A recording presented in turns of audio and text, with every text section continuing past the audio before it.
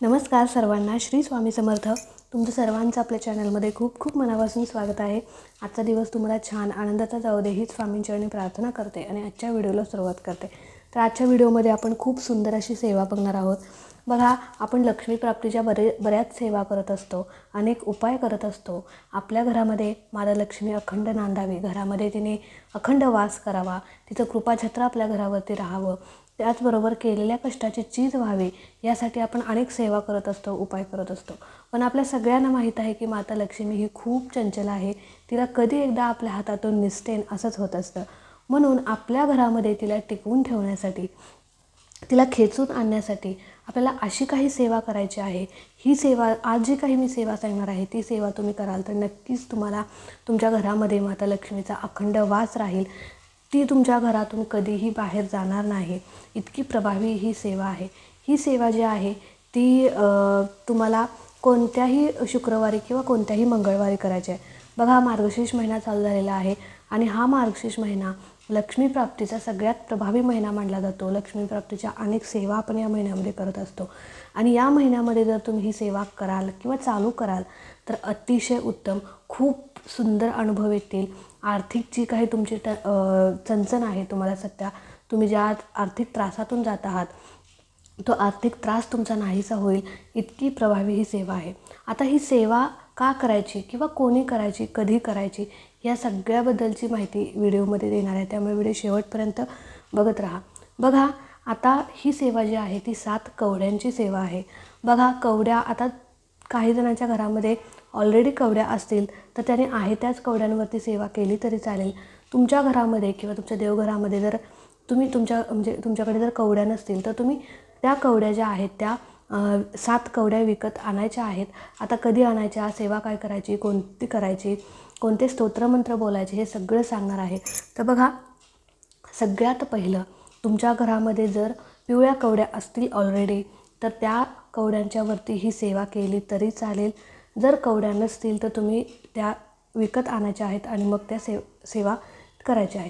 आता कवड्या आणताना कधी आणायच्या, बघा, कोणत्याही मंगळवारी किंवा कोणत्याही शुक्रवारी, या दोन्ही दिवशीपैकीच तुम्हाला कवड्या खरेदी करायच्या आहेत किंवा आणायच्या आहेत आणि त्याच दिवशी तुम्हाला सेवा करायची आहे.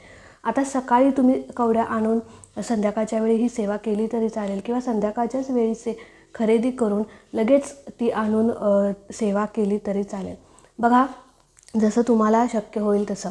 बघा, तर आता काय करायचं, 7 कवड्या तुम्हाला आणायच्या आहेत. पण कवड्या आणत असताना तुम्हाला पांढऱ्या कवड्या आणायच्या आहेत. आता ताई म्हणाल की आमच्या घरामध्ये ऑलरेडी पिवळ्या कवड्या आहेत, तर आता पांढऱ्या कवड्या का आणायच्या. बघा, तर तुम्ही जर खरेदी करणार असाल, नवीन खरेदी करणार असाल, तर तुम्हाला पांढऱ्या कवड्या 7 आणायच्या आहेत. त्या घरी आणायच्या आहेत. मंगळवारी आणि शुक्रवारी कोणत्याही एका दिवशी त्या घरी आणायच्या आहेत. घरी आणल्यानंतर त्यांना स्वच्छ धुवायचं आहे किंवा स्वच्छ त्यांना पुसून घ्यायचं किंवा स्वच्छ पाण्याने त्यांना धुवून घ्यायचं आहे. आणि त्या पांढऱ्या कवड्या ज्या आहेत त्या तुम्हाला पिवळ्या करायच्या आहेत.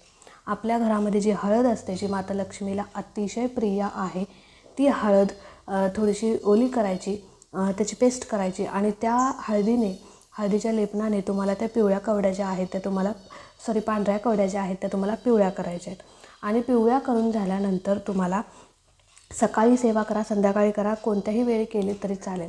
तर आता ज्यावेळी तुम्ही सेवा करणार त्याच्या आधी त्या कवड्या ज्या आहेत त्या पिवळ्या करून घ्यायच्या आहेत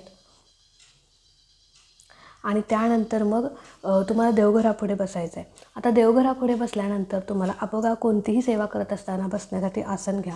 आता संध्याकाळच्या वेळी ही सेवा केली तर अतिशय उत्तम, कारण संध्याकाळची वेळ ही माता लक्ष्मीच्या आगमनाची वेळ असते. तर माता लक्ष्मीच्या आगमनाची वेळ असते आणि म्हणून संध्याकाळच्या वेळी जर ही सेवा केली तर खूप चांगलं. तर बघा, काय करायचं, त्या पिवळ्या कवड्या ज्या आहेत, ज्या आपण हळदीचं त्याच्यावरती लेपन केलेलं आहे किंवा त्या हळदीने पिवळ्या केलेल्या आहेत, त्या कवड्या तुम्हाला घ्यायच्या आहेत. एका प्लेटमध्ये तुम्हाला ठेवायच्या आहेत आणि त्याच्यावरती आपल्याला सेवा करायची आहे. आता सगळ्यात पहिले त्या कवड्यांना तुम्हाला हळद, कुंकू, अक्षता वाहून घ्यायची आहे, फुलं वाहून घ्यायची आहेत आणि पंचोपचार पद्धतीने धूप, दीप, अगरबत्ती ओवाळून त्या कवड्यांची पूजा करून घ्यायची आहे. आणि त्यानंतर माता लक्ष्मीला तुम्हाला आवाहन करायचं आहे की प्रार्थना करायची आहे की हे लक्ष्मी माते, माझ्या घरावर जी काही आर्थिक संकट आहे, जी काही आर्थिक विवंचनेतून आम्ही चाललो आहे त्यातून आमची सुटका कर. तुझा कृपा आशीर्वाद आमच्यावरती राहू दे. तुझा अखंड वास आमच्या घरामध्ये राहू दे. आणि अशी जी काही प्रार्थना आहे ती तुम्हाला माता लक्ष्मीला बोलायची आहे, मागायचं आहे. आणि त्यानंतर तुम्हाला त्या पिवळ्या कवड्या ज्या आहेत त्या तुम्हाला तिथेच समोर ठेवायच्या आहेत. एक छोटासा पाट घ्या, त्याच्यावरती त्या पिवळ्या कवड्या ठेवा आणि त्याच्यावरती तुम्हाला तो 11 माळी श्री स्वामी समर्थ मंत्राचा जप करायचा आहे.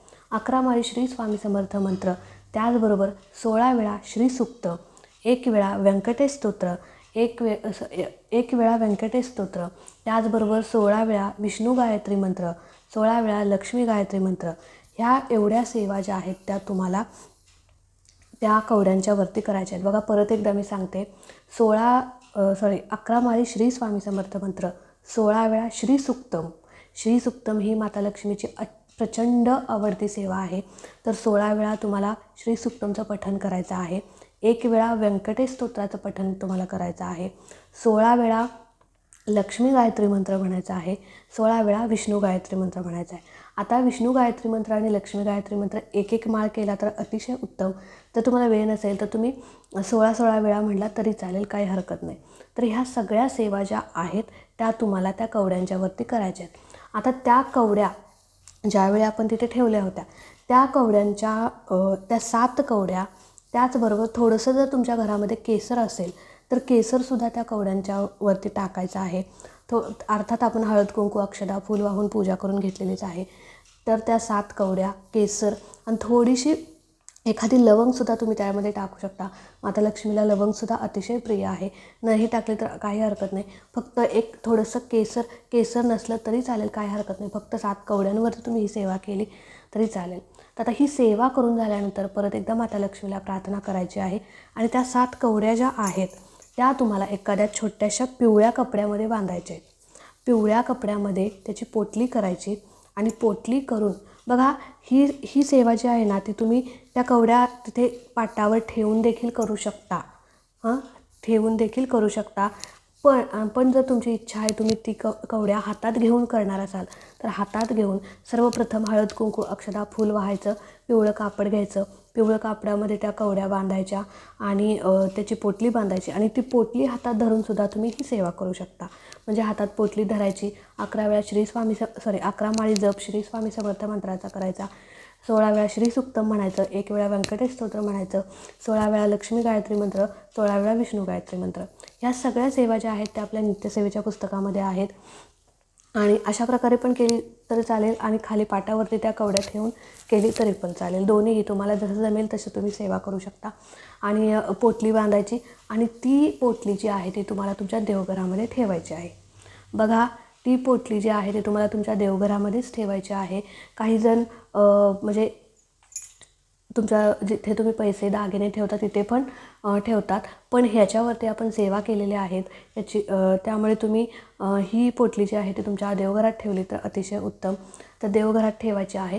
आणि त्यानंतर आता जर तुम्ही शुक्रवारी ही सेवा केली तर येणाऱ्या मंगळवारी परत तुम्ही ती पोटली हातात धरायची, त्याच्यावरती हळद कुंकू अक्षता वाहायच्या आणि परत तुम्ही ही सेवा करायची. आठवड्यातून 2 वेळा केली तरी चालेल, म्हणजे मंगळवारी शुक्रवारी, किंवा आठवड्यातून एकदा सेवा केली तरी चालेल.